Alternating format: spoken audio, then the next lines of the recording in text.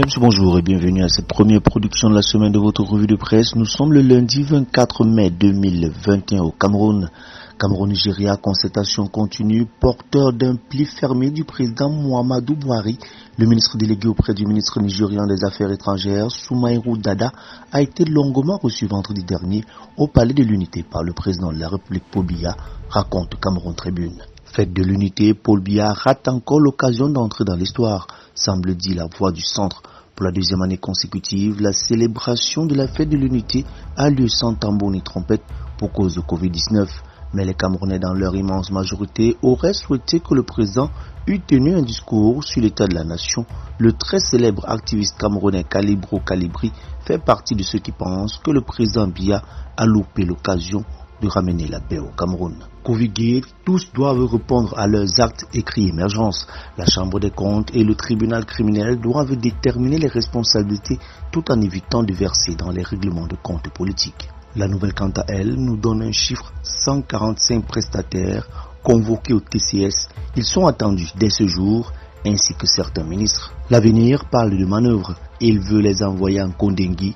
Actuellement, un complot se trame contre les membres du gouvernement pour les jeter dans la fosse au lion pour malversation de fonds de riposte contre le Covid-19.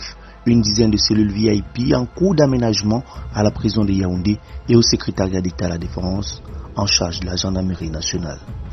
La mutation, l'on lit plutôt, sauf qui peut, alors que l'indignation monte au sein de l'opinion publique, des ministres plaident non coupables. La solidarité gouvernementale a rude épreuve. L'anecdote indique de son côté, l'étau se resserre autour de 12 ministres. Livraison fictive, détournement de fonds publics, surfacturation, tromperie sur la marchandise sont entre autres griefs mis à la charge de certains membres du gouvernement par la Chambre des comptes, acculés par les fins lignées du TCS. D'autres se défaussent sur leurs collègues et la présidence pour se sortir du képier.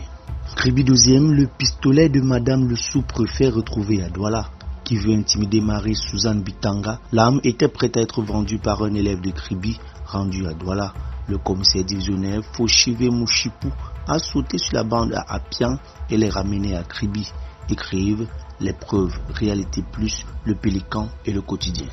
Règlement d'échange, Célestin Tawamba va-t-il faire reculer la BEAC, se demande Écho Matin. Le président du JICAM, par ailleurs président de l'Union des patronats d'Afrique centrale, accentue la pression sur la BEAC pour qu'elle assouplisse son opération d'appurement des dossiers d'importation.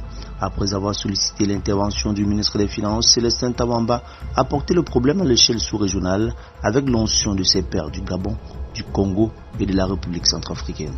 Performance, hausse de 53% du bénéfice de la BEAC en 2020, nous fait dire le financier d'Afrique, validé à 30 milliards de francs CFA au comité ministériel de l'UMAC.